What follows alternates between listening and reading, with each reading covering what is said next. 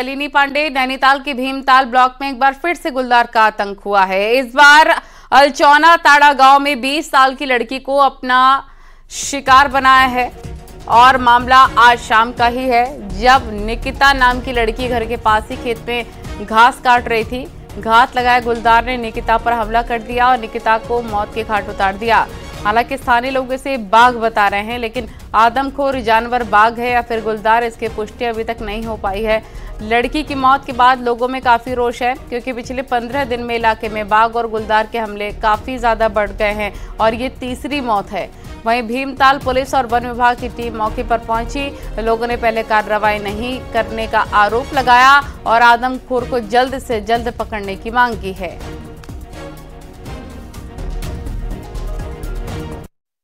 किसी भी शासन को उठाने नहीं देता हूँ। मेरे हाथ जोड़े हुए हैं। मैं एक मिनट भी कहीं से, मैं कहीं तक प्रशासन से कहता हूँ कि मेरी लड़की मर गई है, मैं यहीं पे दफन कर लूंगा। मैं आगे नहीं भेजना चाहता हूँ। जब तक बाघ नहीं मारा जाएगा हम जो है लड़की को नहीं उठाने देते। बस मैं कुछ नहीं कह रहा हूँ कि नहीं, आप जनता जाइए, मेरे को खाए या मरूं मैं। हमको देखने वाला है कदरे में कोई नहीं है। आज तक फायदा ही नहीं हुआ। ना बिल्कुल नहीं। यहाँ से लाश नहीं उठेगी, किसी भी कीमत पर नहीं उठेगी। हम जो तन से हम झेल रहे हैं, तुम झेल के दिखाओ ना। जो बड़े बड़े ऑफिसर झेल के दिखाए ना। फायर डिपार्टमेंट की टीम यहाँ पर आए हुए हैं। हम लोग पूरी जानकारी कितनी टीम लगा रखी है, कैसे कैसे लगा रखी है। जब तक हम लोग आपस में क्वार्टर्स में करके सारी टीम लगा रहे हैं। और स्कूल भी हमने उस साइड की बंद कर दिए थे और इधर साइड की भी सारे स्कूल हमने कल बंद करने का बोल दिया है। और जो चैरिटी व्यवस्था जहाँ तक है तो उनके लिए भी हम लोगों ने तो लाल कुआं पे जो दुख मिनिस्टर थे उनसे मेरी बात हो गई है। चैरिटी की व्यवस्था भी यहाँ पर जल्दी करवा दी। अभी हम मौके पे नहीं जा पाए हैं, अभी हम लोगों के बीच में ही है। थोड़ी देर में अभी हम वहाँ जा करके वहाँ से जो भी हमें लीड्स मिलेंगे, जैसे बनी जीत के बाद और उसके जो हमारे पगमार्क्स हैं उसको हम सबसे पहले तलाशते हैं ताकि उसकी पहचान सुनिश्चित की जा सके और उसके बाद वहाँ पे कैमरा ट्रैप।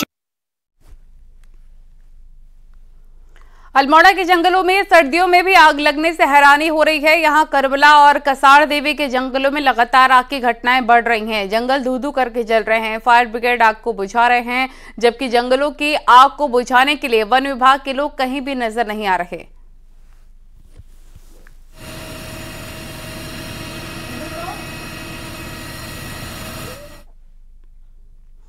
8 और 9 दिसंबर को आयोजित इन्वेस्टर समिट के बाद सीएम पुष्कर सिंह धामी ने समिट में हुए एमओयू की ग्राउंडिंग को लेकर मीटिंग बुलाई।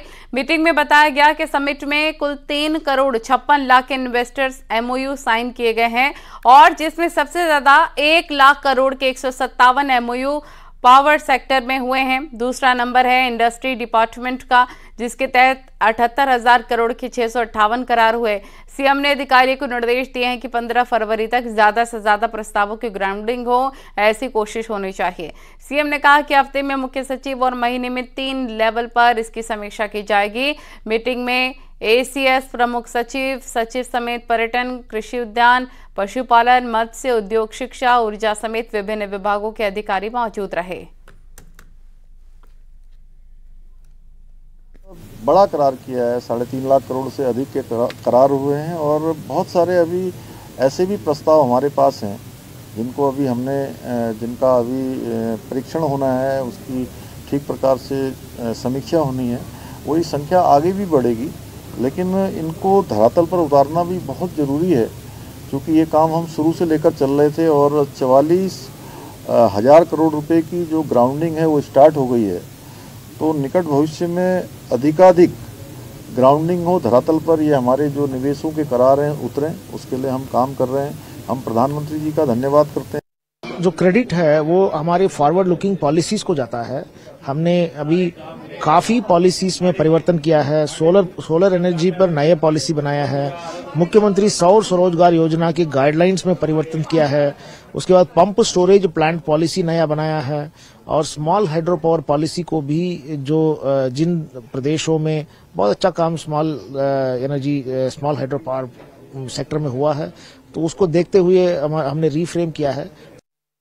इन्वेस्टर समिट में हुए 3.5 लाख करोड़ के एमओयू की ग्राउंडिंग को लेकर सरकार गंभीर है। यही कारण है कि मुख्यमंत्री पुष्कर सिंह धामी हर एक एमओयू का विभागवार समीक्षा मीटिंग भी कर रहे हैं। मुख्यमंत्री चाहते हैं कि जो एमओयू हुए हैं उनको समयबद्धता के साथ जमीन पर भी उतारा जाए। कोशिश ये भी है कि 3.5 लाख करोड़ के जो कुल इन्वेस्टर एमओयू साइन हुए हैं इस वित्तीय वर्ष में उनका कम से कम 30 से 40% प्रोजेक्ट को जमीन पर उतार लिया जाए।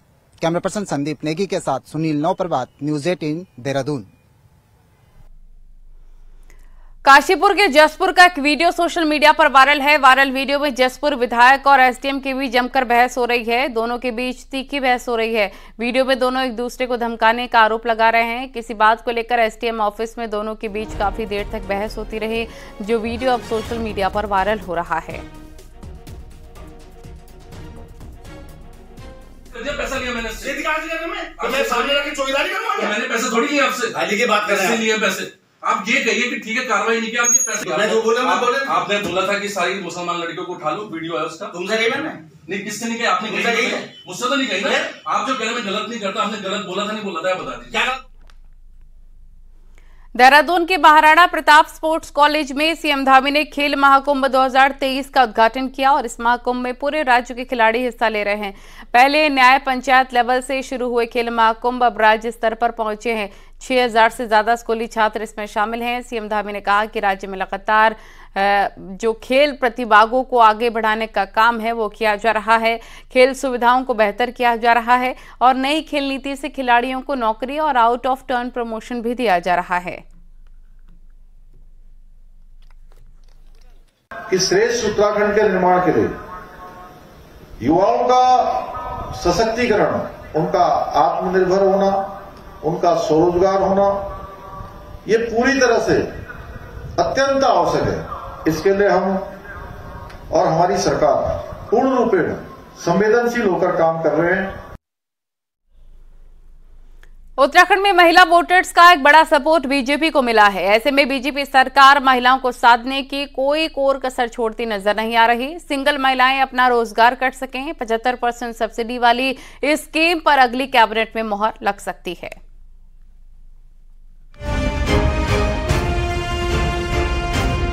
उत्तराखंड की उस आधी आबादी को बीजेपी पूरी अहमियत देना चाहती है जिसने 2022 के विधानसभा चुनाव में दिल खोल कर वोट दिए। ऐसे में लोकसभा चुनाव से पहले तैयारी एकल महिला स्वरोजगार स्कीम लॉन्च करने की है और धामी सरकार की अगली कैबिनेट में इस पर मुहर लगाने की तैयारी है।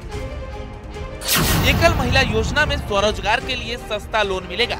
इसमें 26 साल से 45 साल की अविवाहित, तलाकशुदा, विधवा, निराश्रित, एसिड अटैक पीड़ित महिला को 75% सब्सिडी पर लोन मिलेगा।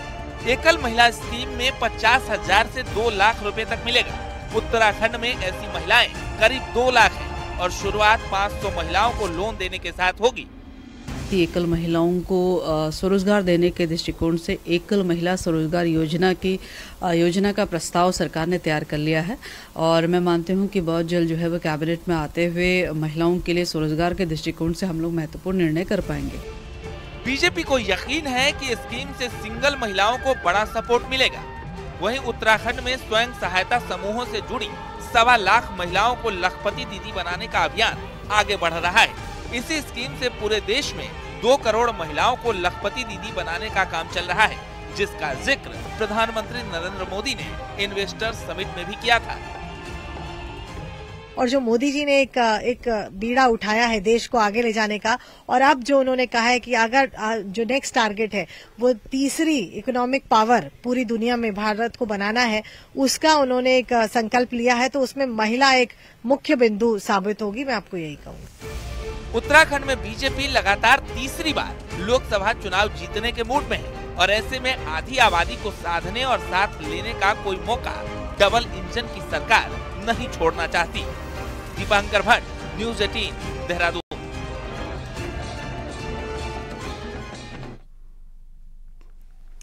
लोकसभा चुनाव की तैयारियों के लिए कांग्रेस सम्मेलन कर रही है। कांग्रेस नेता और पूर्व सीएम हरीश रावत का कहना है कि 5 लोकसभा सीटों पर उम्मीदवार तय कर दिए जाने चाहिए और इस पर प्रदेश अध्यक्ष और नेता विपक्ष को सोचना होगा।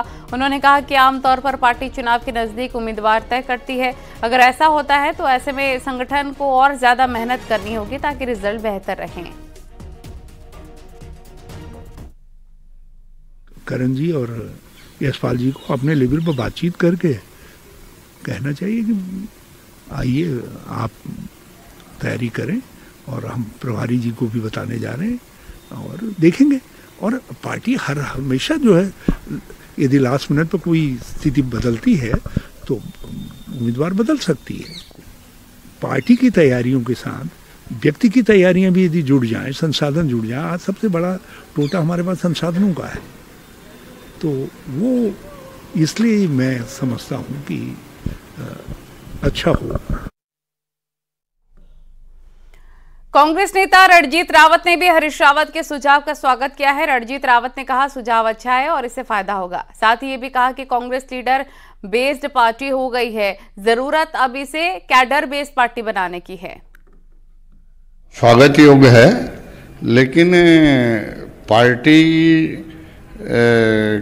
हाईकमान ने पूरे देश के मामले में निर्णय करना है, वो उसका प्रिविलेज है। दिक्कत आज ये हो गई है कि कांग्रेस लीडर बेस्ड पार्टी हो गई है और ज़रूरत इसको कैडर बेस्ड बनाने की है। कांग्रेस के लोग कांग्रेस के चुनाव चिन्ह का, कांग्रेस की रीतियों का, नीतियों का, उसकी विचारधारा का प्रचार करें। चुनाव निश्चित रूप से सकारात्मक परिणाम आएंगे। हरिद्वार में प्रधानमंत्री विश्वकर्मा योजना को लेकर वर्कशॉप का आयोजन हुआ, जिसमें योजना की सह प्रभारी और पश्चिम बंगाल की सांसद लॉकेट चटर्जी ने भी शिरकत की। वर्कशॉप में पीएम विश्वकर्मा योजना को ज्यादा से ज्यादा लोगों तक पहुंचाने को लेकर चर्चा की गई। वहीं पर संसद में हंगामा और सांसदों के निलंबन पर लॉकेट चटर्जी का कहना है कि 3 राज्यों में करारी हार के बाद विपक्षी पार्टियों के सांसद खींच मिटाने के लिए संसद में हंगामा कर रहे हैं।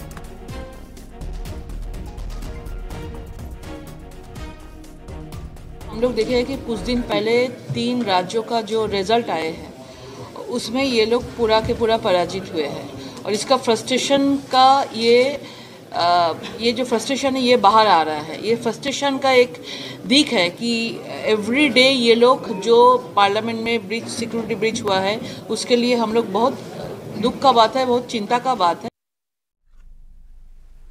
उत्तराखंड हाईकोर्ट ने कुमाऊं कमिश्नर दीपक रावत को हाई कोर्ट में तलब किया। कोर्ट ने हल्द्वानी में आवारा जानवरों से निजात नहीं दिलाने के मामले में 3 जनवरी को कोर्ट में कुमाऊं कमिश्नर को पेश होने के लिए कहा है।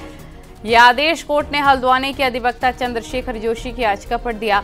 हालांकि कोर्ट में नगर आयुक्त पेश हुए और बताया कि 5 से 6 आवारा जानवरों को पकड़ा जा रहा है, लेकिन निगम के पास इनको रखने की जगह नहीं है और गौशाला में भी जगह नहीं है।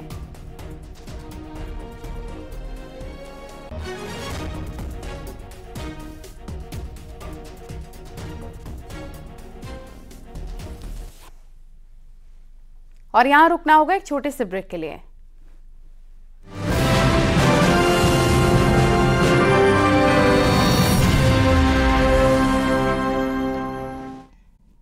कोविड के नए वेरिएंट को लेकर प्रदेश में अलर्ट है, लेकिन अब इसे लेकर चिंता बढ़ गई है क्योंकि ना तो अस्पताल में कोविड की जांच के इंतजाम दिख रहे हैं और ना ही जनता में जागरूकता है।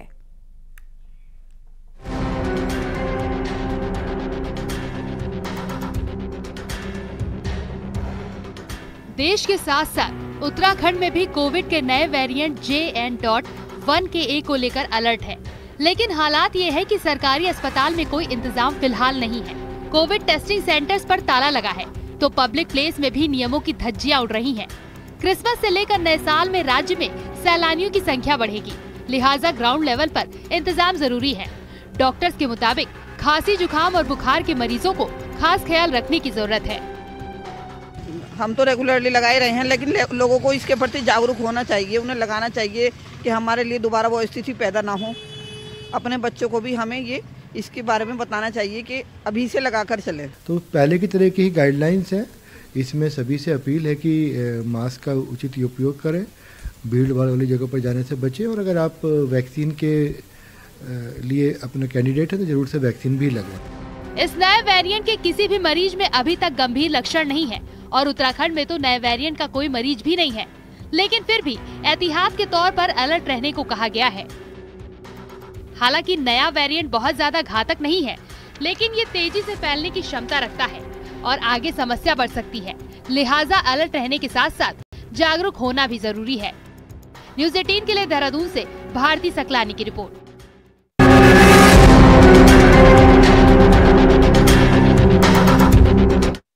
मीटिंग होने वाली है और इस कैबिनेट मीटिंग को लेकर बड़ी चर्चा इस बात की है कि विधानसभा के विशेष सत्र को बुलाने के लेकर बड़ा फैसला हो सकता है। राज्य आंदोलनकारियों के आरक्षण का मामला अभी भी अटका हुआ है, लिहाजा माना जा रहा है राज्य आंदोलनकारियों के आरक्षण बिल को विशेष सत्र में लाया जा सकेगा और इसलिए संभव की स्पेशल सेशन बुलाया जा सकता है। इसके अलावा कैबिनेट में इन्वेस्टर समिट में हुए एमओयू को लेकर कुछ फैसले हो सकते हैं, लेकिन मुख्य रूप से राज्य आंदोलनकारियों के आरक्षण को लेकर सेशन बुलाने पर फैसला हो सकता है। ऐसे बहुत से हमारे मुद्दे हैं जिस पे हम लोग इस कैबिनेट में निर्णय लेने वाले हैं। अनेकों विषय रहते हैं और निश्चित रूप से हम लोग जिस प्रकार से हमारी प्रदेश और प्रदेश सरकार की जो योजना है, कैसे हम ज़्यादा जनता को उसका लाभ दे सकें, और लगातार बैठकों में हम लोग करते हैं। धर्मनगरी में कई पुरानी इमारतें इस शहर की पौराणिकता को बयान कर रही हैं। यहाँ पर कई ऐसी ब्रिटिश कालीन बिल्डिंग्स हैं जो आज भी हरिद्वार की पहचान बनी हुई है। इसमें से एक हरिद्वार कोतवाली की इमारत भी है जो करीब 125 साल पुरानी है। ये खबर विस्तार से आपको बताएंगे, लेकिन यहाँ रुकना होगा एक छोटे से ब्रेक के लिए।